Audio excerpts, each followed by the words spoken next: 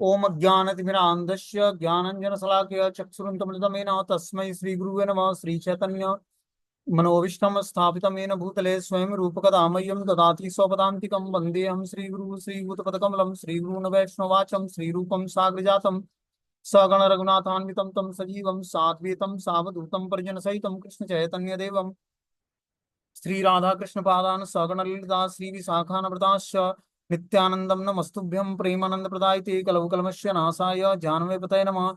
नमो महावदन्याय कृष्ण प्रेम प्रदायते कृष्णाय कृष्ण चैतन्य नामने गौरद्विष नमः। आजानुलंबित विजो कनकावदातु संकीर्तने कपितरो कमलायताक्षो विश्वम्भरो द्विजरो युगधर्मपालो वंदे जगत प्रिय करो करुणावतारो। नमस्ते नमस्ते हलग्राम नमस्ते मिसुलायुधम नमस्ते रेवती कांतम नमस्ते भक्तवत्सलम नमस्ते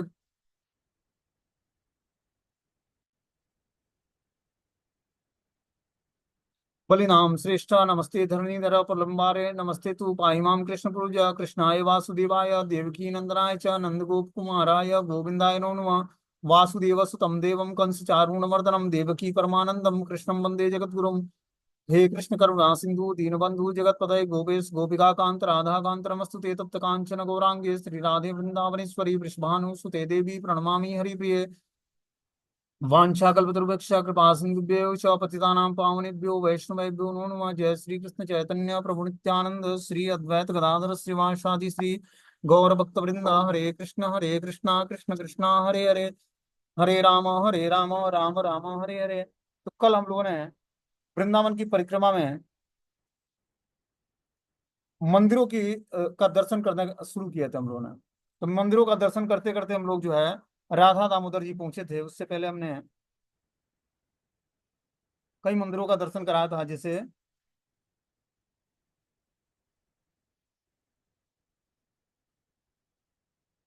श्री मदन मोहन जी का दर्शन कराया था। उसके बाद मदन मोहन के दर्शन के बाद जो है श्री गोपीनाथ जी के दर्शन हुए थे। फिर गोविंद देव जी के दर्शन हुए थे। फिर राधा दामोदर जी के दर्शन हुए थे। अब आज राधा रमन जी के दर्शन करते हैं। यह श्रीमन महाप्रभु के कृपा पात्र श्री गोपाल भट्ट जी के द्वारा सेवित विग्रह हैं। राधा रमण जी जो हैं बहुत ही सुंदर हैं और 12 इंच के विग्रह हैं। ये गोपाल भट्ट गोस्वामी के द्वारा ये सेवित विग्रह हैं, जो कि महाप्रभु चैतन्य देव की कृपा पात्र शिष्य थे। श्री गोपाल भट्ट गोस्वामी पहले एक शालिग्राम शिला की सेवा करते थे। एक समय उनकी यह प्रबल अभिलाषा हुई कि यदि हमारे दामोदर शालिग्राम ठाकुर जी के हस्तपद होते तो मैं उनके विविध प्रकार से अलंकृत कर सेवा करता, उन्हें झूले पर झुलाता। भक्त वत्सल प्रभु अपने भक्त की मनोकामना पूर्ण करने के लिए उसी रात में ललित त्रिभंग रूप श्री राधा रमण रूप में परिवर्तित हो गए। तो गोपाल भट्ट गोस्वामी के अंदर इच्छा हुई कि अगर हमारे गोपाल के भी सुंदर हाथ होते तो मैं भी इनको ड्रेस पहनाता और क्या करता, इनको श्रृंगारित करता। और तो वही चिंतन करते करते रात को सो गए और सुबह क्या देखते हैं कि ललित त्रिभंग रूप में श्री राधा रमण जी उस शालिग्राम शिला से परिवर्तित हो गए। भक्त की इच्छा पूर्ण हो गई। गोपाल भट्ट गोस्वामी ने नाना विविध अलंकारों से भूषित कर उन्हें झूले पर झुलाया और बड़े लाड प्यार से उन्हें भोग राग अर्पित किया। श्री राधा रमण विग्रह की पीठ शालिग्राम शिला जैसी दिखती है। तो राधा रमण जी का जो पीठ है वो शालिग्राम शिला की तरह है, क्योंकि शालिग्राम शिला से ही प्रकट हुए हैं। द्वादश अंगुल की श्री विग्रह होने का भी बड़ा ही मनोहर दर्शन है। भ- भगवान राधा रमण जी जो है द्वादश अंगुल के हैं, मतलब 12 इंच के हैं। श्री राधा रमण विग्रह का श्री मुखारबिंद गोविंद देव जी के समान है। वक्षस्थल श्री गोपीनाथ के समान है और चरण कमल मदन मोहन जी के समान है। उनके दर्शनों से तीनों विग्रहों के दर्शन का फल प्राप्त होता है। कोई व्यक्ति राधा रमण जी का दर्शन कर लेता है तो उसको गोविंद देव जी के दर्शन, गोपीनाथ जी के दर्शन और मदन मोहन जी के दर्शन तीनों एक ही विग्रहों में दर्शन हो जाता है। सेवा प्राकट्य ग्रंथ के अनुसार संवत 1599 में शालिग्राम शिला से राधा रमण जी प्रकट हुए थे। उसी वर्ष वैशाख की पूर्णिमा तिथि में उनका अभिषेक हुआ था। राधा रमण जी के साथ ही श्री राधा रानी का विग्रह नहीं है, परंतु उनके वाम भाग में सिंहासन पर गोमती चक्र की पूजा होती है। श्री हरि भक्ति विलास में गोमती चक्र के साथ ही शालिग्राम शिला के पूजन की विधि दी गई है। श्री राधा रमण मंदिर के पास ही दक्षिण में श्री गोपाल भट्ट गोस्वामी की समाधि तथा राधा रमण के प्राकट्य होने का दर्शन स्थल दर्शनीय है। अन्य विग्रहों की भांति श्री राधा रमण जी भी वृंदावन से कहीं बाहर नहीं गए, तो वृंदावन से बाहर कभी भी राधा रमण जी गए नहीं गए हैं। मुगल बादशाहों का आक्रमण हुआ तो कुछ विग्रह जो है जयपुर चले गए, वहां के जयपुर के राजा ने अपने वहां बुला लिया, उस विग्रहों को अपने वहां ले गए यहाँ से, लेकिन राधा रमण जी कहीं नहीं गए। वो वृंदावन छोड़कर कभी भी बाहर नहीं जाते, इसीलिए हृष्ट पुष्ट है। आगे जो है श्री राधा विनोद या राधा गोकुलानंद मंदिर पड़ता है, ठीक है ना, उसका हम लोग दर्शन करते हैं। बस राधा रमण से 10 कदम पर राधा गोकुलानंद मंदिर है। श्री चैतन्य महाप्रभु के वृंदावन आगमन के पूर्व श्री लोकनाथ गोस्वामी और भूगर्भ गोस्वामी वृंदावन में आए थे। वे ब्रजमंडल की विभिन्न लीला स्त्रियों में दीनहीन अकिंचन होकर भजन करते। श्री लोकनाथ गोस्वामी के छत्रवन के पास उमराव गांव में किशोरी कुंड से ही श्री राधा विनोद जी का विग्रह प्राप्त हुआ था और वहीं उनकी सेवा करते थे। बाद में रूप सनातन आदि गोस्वामियों के अनुरोध पर अनुरोध से अपने आराध्य श्री राधा विनोद जी को वृंदावन में श्री राधा रमण मंदिर के पास ही प्रतिष्ठित सेवा करने लगे। वर्तमान समय में श्री लोकनाथ गोस्वामी द्वारा पूजित मूल विग्रह जयपुर में विराजमान है। उनके स्थान पर उनका प्रतिबिंब विग्रह वृंदावन के इस मंदिर में पूजित होता है। श्री विश्वनाथ चक्रवर्ती ठाकुर के अनुसार श्री राधा कुंड में प्रकटित श्री गोकुलानंद जी भी बाद में इसी मंदिर में पधारे।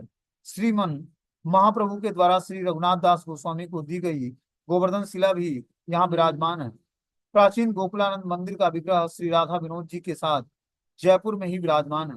मंदिर प्रांगण में श्री लोकनाथ गोस्वामी, श्री नरोत्तम दास ठाकुर और श्री विश्वनाथ चक्रवर्ती ठाकुर जी की समाधि दर्शनीय है। तो राधा गोकुलानंद मंदिर में इन आचार्यों की भी समाधि है। राधा गोकुलानंद मंदिर के अंदर जो है श्री लोकनाथ गोस्वामी, श्री नरोत्तम दास ठाकुर और विश्वनाथ चक्रवर्ती ठाकुर जी की समाधियां हैं। तो हमें आकर समाधियों का दर्शन करना चाहिए, परिक्रमा करनी चाहिए। अब उससे आगे बढ़ते हैं तो श्री साक्षी गोपाल जी के दर्शन होते हैं। बोलते हैं श्री गोविंद मंदिर के पश्चिम में साक्षी गोपाल जी का मंदिर है, जो भगवान अवशिष्ट हैं। प्राचीन गोपाल जी साक्षी देने के लिए विद्यानगर चले गए थे। श्री चैतन्य चरितामृत में छोटे बड़े विप्र के प्रसंग में भक्त वत्सल श्री गोपाल जी का अद्भुत चरित्र वर्णन है। वहां पर पधार कर श्री गोपाल जी ने जन समाज में यह साक्षी दी थी कि बड़े विप्र ने छोटे विप्र की सेवा से प्रसन्न होकर उसे उससे अपनी बेटी का विवाह करने का वचन दिया था। मैं इसका साक्षी हूँ। कालांतर में यह विग्रह श्री जगन्नाथपुरी में पधारे और वहां से 12 मील दूरी सत्यवादीपुर में अभी भी विराजमान है। अब सत्यवादीपुर का नाम साक्षी गोपाल ही प्रसिद्ध है। तभी से वृंदावन में साक्षी गोपाल का मंदिर सुनी अवस्था में पड़ा है तथा वह अब उनका भगवान वेश ही अवशिष्ट है। तो जो ओरिजिनल साक्षी गोपाल जी थे वो एक विप्र के कहने पर जगन्नाथपुरी चले गए थे और वो जगन्नाथपुरी के आसपास ही विद्यमान है जो साक्षी गोपाल जी हैं। तो जो भी जगन्नाथपुरी में जगन्नाथ जी का दर्शन करता है तो जगन्नाथ जी के दर्शन के बाद साक्षी गोपाल जाता है। वहां पर जाकर जो है साक्षी गोपाल क्या करते हैं, साक्षी देते हैं कि ये व्यक्ति जगन्नाथपुरी धाम आया था जगन्नाथ जी के दर्शन करना है। और तभी जाकर यात्रा पूर्ण मानी जाती है जब हम साक्षी गोपाल के पास जाकर अटेंडेंस लगाएंगे। अब बोलते हैं श्री मदन मोहन जी द्वितीय वाणीकार श्री गदाधर भट्ट जी के द्वारा सेवित विग्रह यहाँ विराजमान है। यह मंदिर श्री राधा वल्लभ मंदिर के सामने भट्ट मोहल्ले में स्थित है। यहाँ समारोह के समय समाज लीला गान होता रहता है और ये श्री विग्रह अत्यंत सुंदर है।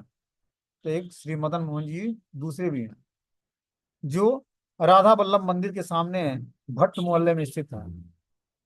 यहाँ समारोह के समय समाज इकट्ठा होता है और इस विग्रह को अत्यंत सुंदर तरीके से सेवा पूजा होती है। अब आगे जो है श्री श्याम सुंदर मंदिर है। श्री राधा दामोदर मंदिर के पास ही श्री श्याम सुंदर जी का मंदिर स्थित है। गौड़िया वैष्णव आचार्य श्री बलदेव विद्याभूषण द्वारा प्रतिष्ठित एवं सेवित श्री राधा श्याम सुंदर विग्रह के दर्शन अत्यंत सुंदर हैं। मंदिर के प्रवेश द्वार के सामने श्री श्यामानंद प्रभु की समाधि का दर्शन होता है। श्री बलदेव विद्याभूषण प्रभु उड़ीसा के अंतर्गत प्रसिद्ध रेमुना के निकटवर्ती किसी ग्राम में जन्मे थे।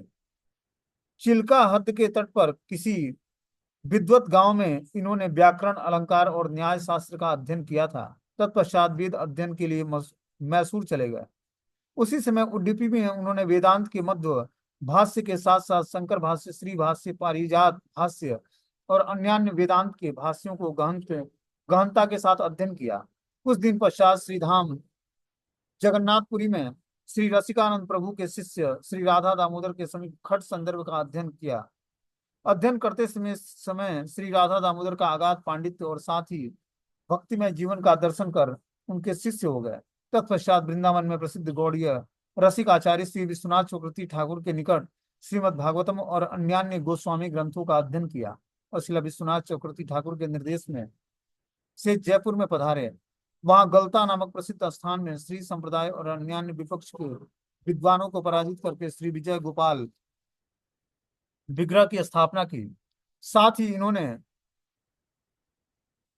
अत्रस्त विद्वानों की प्रतीति के लिए ब्रह्म सूत्र के श्री गोविंद भाष्य की रचना की और जयपुर के प्रसिद्ध गोविंद मंदिर में श्री गोविंद देव के साथ श्री राधा जी की भी पुनः प्रतिष्ठा की।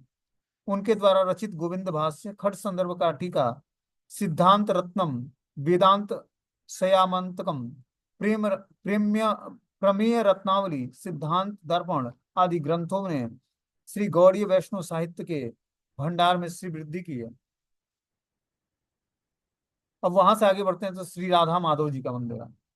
श्री राधा गोकुलानंद मंदिर के उत्तर में भ्रमर घाट के ऊपर प्राचीन यमुना तट पर एक प्राचीन मंदिर में श्री जयदेव गोस्वामी के द्वारा सेवित श्री राधा माधव जी विराजमान हैं।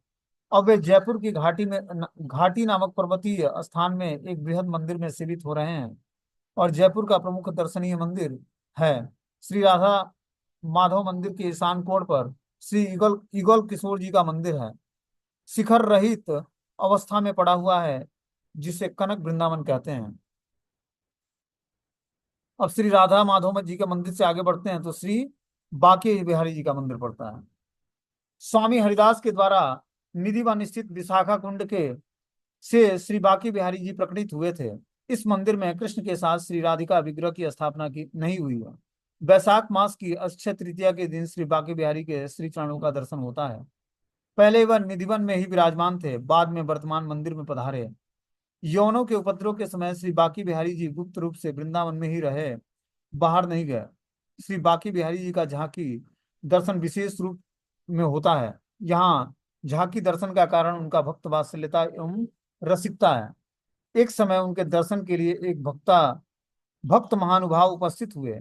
वे बहुत देर तक एक टक से उन्हें निहारते रहे।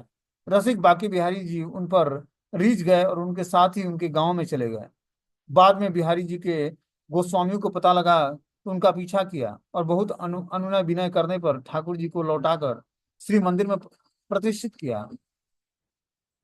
इसलिए बिहारी जी के झांकी दर्शन की व्यवस्था की गई है ताकि कोई उनसे नजर न लड़ा सके। तो हम जब बाकी बिहारी जी के मंदिर में जाएंगे तो हर एक 2 मिनट पे पर्दा लगा देते हैं पुजारी कि किसी की भी नजर जो है भगवान से न टकरे, नहीं तो भगवान उसी के साथ चले जाते हैं बाकी बिहारी। इसलिए पर्दा लगा के रखा जाता है। यहाँ एक विलक्षण बात तो यह है कि यहाँ मंगला आरती नहीं होती है। यहाँ के गोस्वामियों का कहना है कि ठाकुर जी नित्य रात्रि में रात से थक कर भोर में शयन करते हैं, उस समय उन्हें जगाना उचित नहीं है। तो पुजारियों का मानना है कि भगवान जो राधा रमण जी हैं, जो वृंदावन के ठाकुर जी हैं, ये नित्य रात्रि में रात में थक कर भोर में शयन करते हैं, इसलिए उनको मंगला आरती के समय जगाया नहीं जाता। अपने वहां जगा दिया जाता है, लेकिन जो वृंदावन के मंदिर है उसमें ठाकुर जी नहीं करते। उसमें तो आराम से उठते हैं वो 7 साढ़े 7 बजे। अब आगे जो है श्री राधा वल्लभ जी का मंदिर है। इसकी क्या स्टोरी है कि ये स्वामी हित हरिवंश जी के महाराज के द्वारा सेवित विग्रह हैं। इन्होंने विवाह के समय दहेज के रूप में श्री राधा वल्लभ विग्रह को प्राप्त किया था।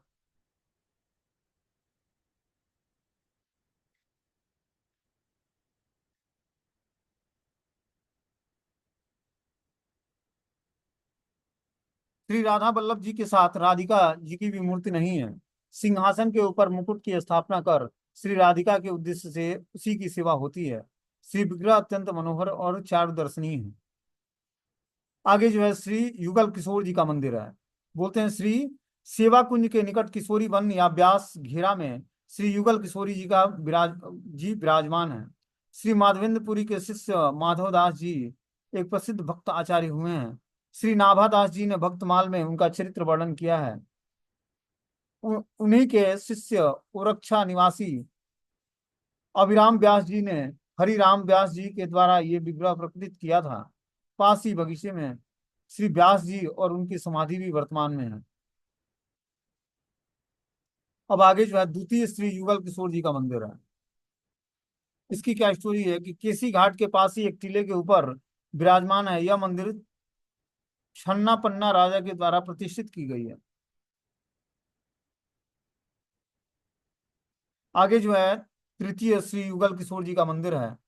बोलते हैं जयपुर के अंतर्गत नीम कथा नाम गांव निवासी तोमर बंसी हरिदास ठाकुर और गोविंद दास ठाकुर दो राजपूत भ्राताओं के द्वारा मुगल सम्राट अकबर को के राज्यत्व काल में निर्मित हुआ था।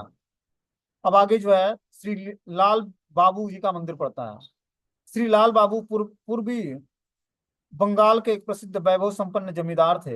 ये अपने राजभवन में कुछ दूर तक एक नदी से दूसरे सुरम्य तट पर टहलने के लिए जाते थे। एक दिन संध्या के समय जब वे नदी के दूसरे तट पर टहल ही रहे थे कि उन्हें एक झाड़ी माझी की उक्ति सुनाई पड़ी। अरे भाई, दिन गैलो पार चल, अर्थात दिन पार हो गया है, उस पार चलो।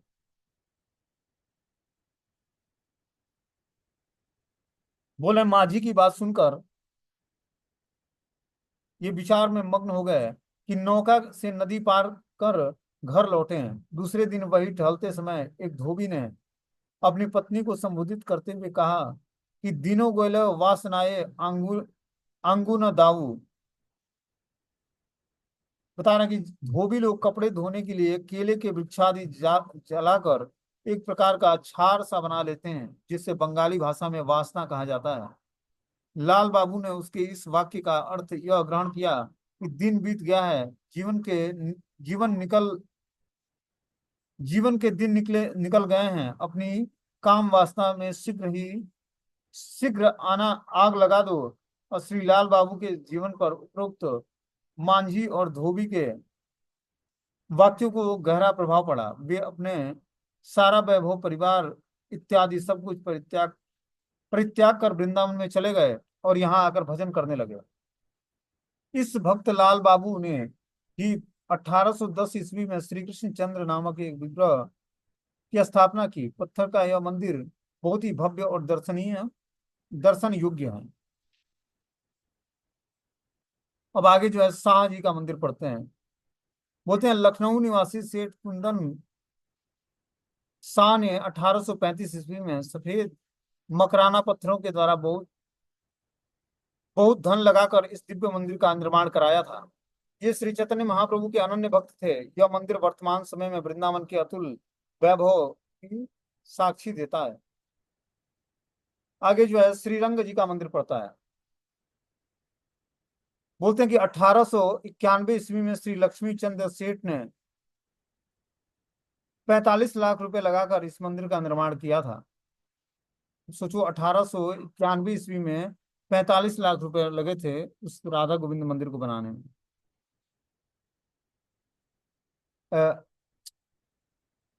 राधा रंग जी का मंदिर बनाने में दक्षिण भारत के प्रसिद्ध श्रीरंगम मंदिर की शैली से परकोटे के भीतर मूल मंदिर में श्री रंग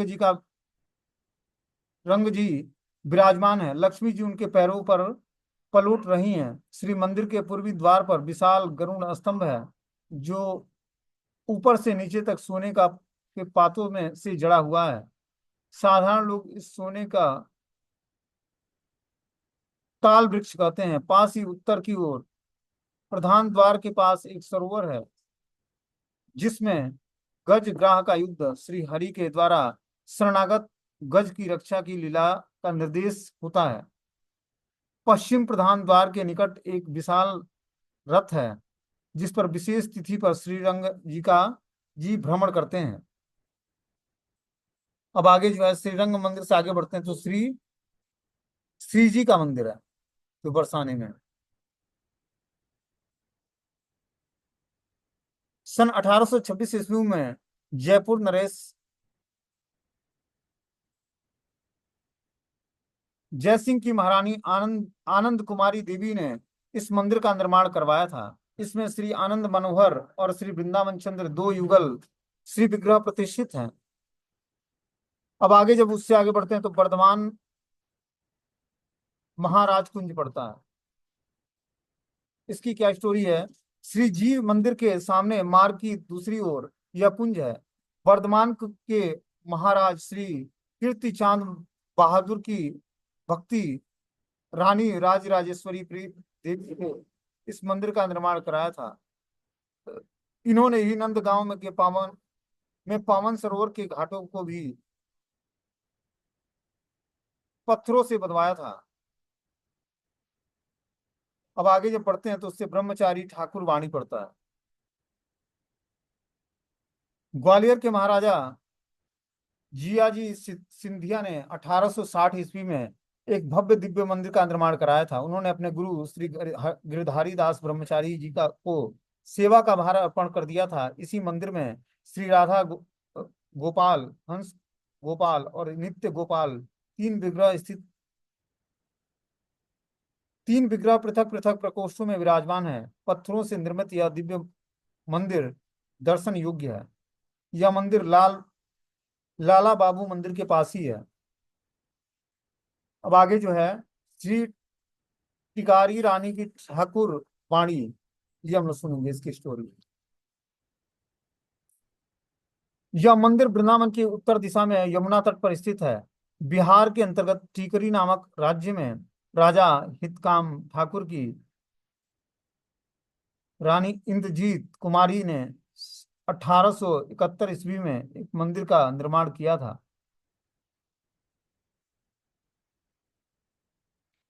यह मंदिर वृंदावन के उत्तर दिशा में यमुना तट पर स्थित है। बिहार के अंतर्गत टीकरी नामक राज्य में के अंतर्गत हितकाम ठाकुर की राजधानी ठाकुर की रानी इंद्रजीत कुमारी ने सन 1871 ईस्वी में इस मंदिर का निर्माण किया था।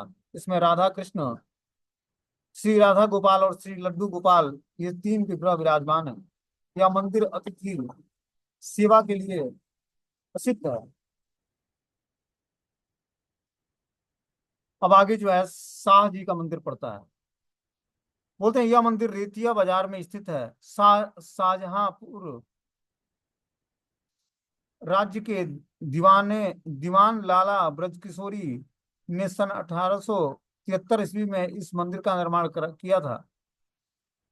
इसमें श्री राधा गोपाल विग्रह विराजमान है। इस मंदिर के दर्शन अत्यंत सुंदर और भव्य हैं। अब आगे जो है शाह जी का मंदिर दर्शन हो गया। अब आगे जो है महारानी स्वर्णमयी का मंदिर है। यमुना पुलिन के पास ही एक यह मंदिर स्थित है। कासिम बाजार के सुप्रसिद्ध कांत बाबू के प्रपुत्र कुमार कृष्णनाथ की पत्नी महारानी स्वर्णमयी के ने इस मंदिर का निर्माण किया था। इसमें पहले श्री श्याम सुंदर जी के विग्रह पूजित होते थे। अब महारानी के द्वारा प्रतिष्ठित श्री गोपीनाथ जी के विग्रह विराजमान है। अब वहां से आगे बढ़ते हैं तो जयपुर वाला मंदिर पड़ता है। जयपुर के महाराजा श्री मधो सिंह ने बहुत रुपए व्यय करके राधा तीन जयपुर के महाराजा श्री माधो सिंह जी ने बहुत रुपए व्यय करके लगभग 30 वर्षों में इस भव्य मंदिर का निर्माण किया था। मूल मंदिर में 3 द्वार हैं। उत्तरी प्रकोष्ठ में श्री आनंद बिहारी जी, बीच में प्रकोष्ठ में श्री राधा माधव जी और दक्षिण प्रकोष्ठ में श्री नित्य गोपाल, श्री गिरधारी जी, श्री सनक सनंदन सनातन और सनत कुमार, श्री नारद जी की मूर्ति विराजमान है। सर 1896 ईस्वी में इस मंदिर का में विग्रहों की प्रतिष्ठा हुई थी। अब आगे जो है सवामन शालिग्राम पढ़ते हैं। बोलते हैं दो बाजार के मोड़ पर श्री श्याम सुंदर के सामने दो मंजिले मंदिर में सवा मन के विशाल शालिग्राम विराजमान है। यहाँ श्री राधिका जी के विग्रह भी दर्शनीय हैं। श्री गोविंद देव जी के मंदिर पुराने मंदिर में भी सवा मन के शालिग्राम विराजमान है। आगे जो है बनखंडी महादेव पढ़ते हैं। बोलते हैं प्रसिद्ध बांके बिहारी मंदिर से निकट अष्टखंबा पार कर तिराहे पर बनखंडी महादेव जी भी विराजमान है। श्री सनातन गोस्वामी वृंदावन में निवास करते समय पुराने श्री मदन मोहन जी मंदिर के पास ही स्थिर अपने भजन कुटी में प्रतिदिन श्री गोपेश्वर महादेव का दर्शन करने अवश्य ही जाते थे।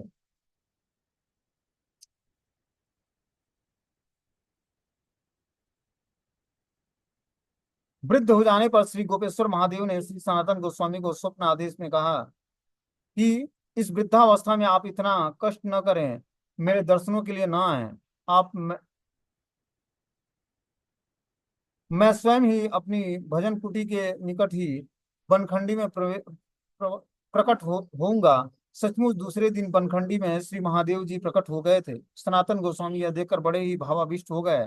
तब से वे प्रतिदिन बनखंडी महादेव के दर्शन कर अपनी भजन कुटी में लौट आते हैं। लेकिन श्री गोपेश्वर महादेव के इस बनखंडी में प्रकट होने की के कारण इस स्थान का नाम बनखंडी महादेव प्रसिद्ध है। अब अष्ट सखी कुंज पड़ता है, इसकी स्टोरी हम लोग सुनेंगे।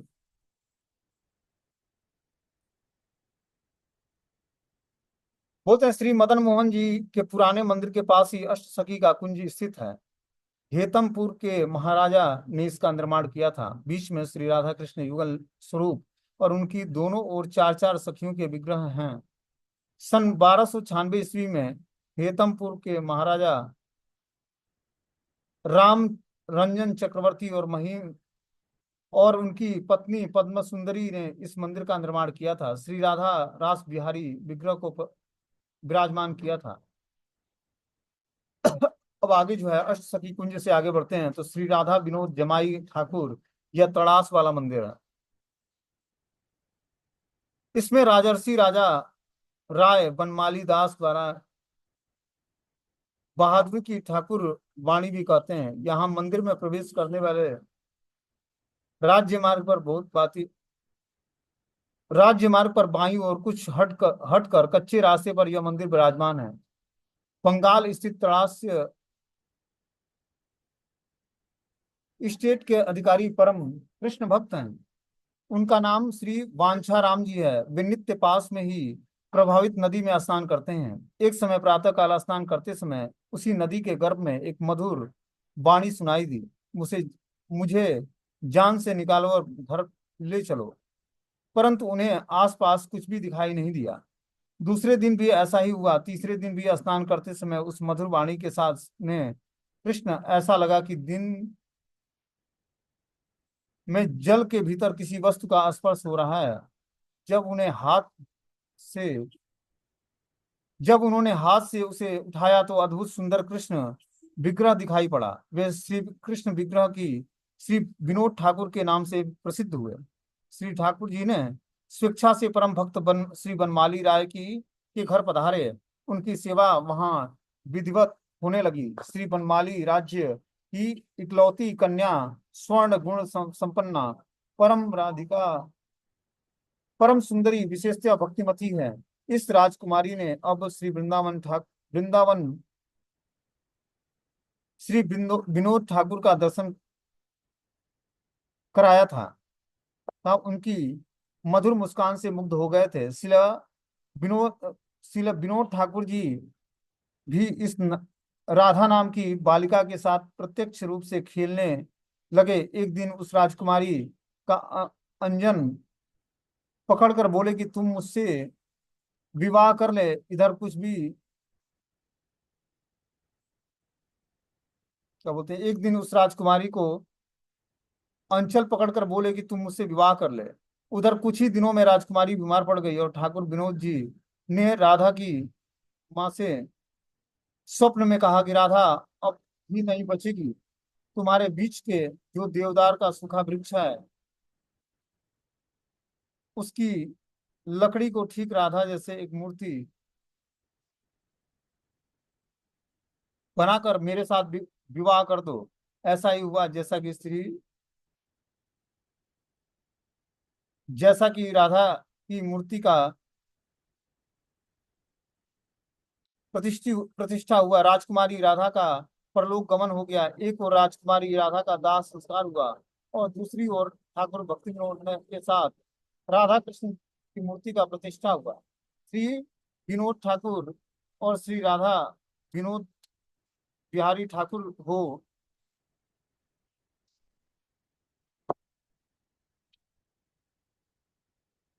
गए। कुछ दिनों के बाद श्री बनमाली राय बहादुर श्री राधा विनोद बिहारी ठाकुर जी की केस को साथ लेकर वृंदावन में चले आए और उसी समय मंदिर निर्माण कार्य ठाकुर जी को विराजित किया गया था। राजर्षि जय राजर्षि राय बनमाली दास श्री गौड़िया वैष्णव संप्रदाय के एक महान धर्मात्मा महापुरुष हुए हैं। इन्होंने देवनागरी अक्षर में श्रीमद् भागवतम की 8 टीकाओं वाला परम एक संस्कार प्रकाशित किया है। महाप्रभु ओम विष्णुपाद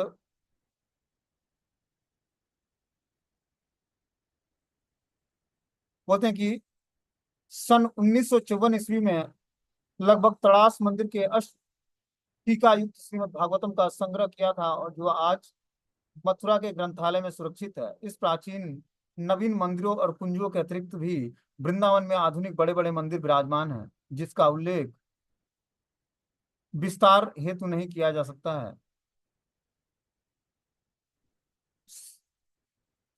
यहाँ श्री गौरांग महाप्रभु बोलते हैं कि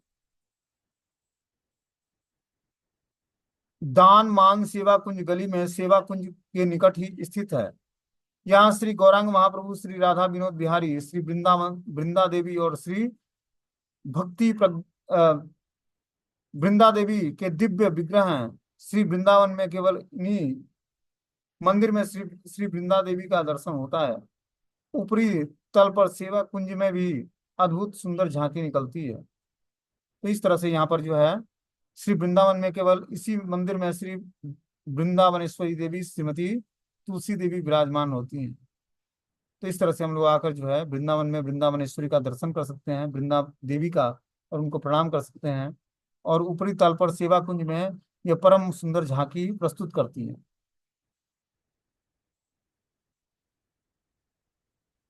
अब आगे की लीला जो है कल पढ़ी जाएगी। तो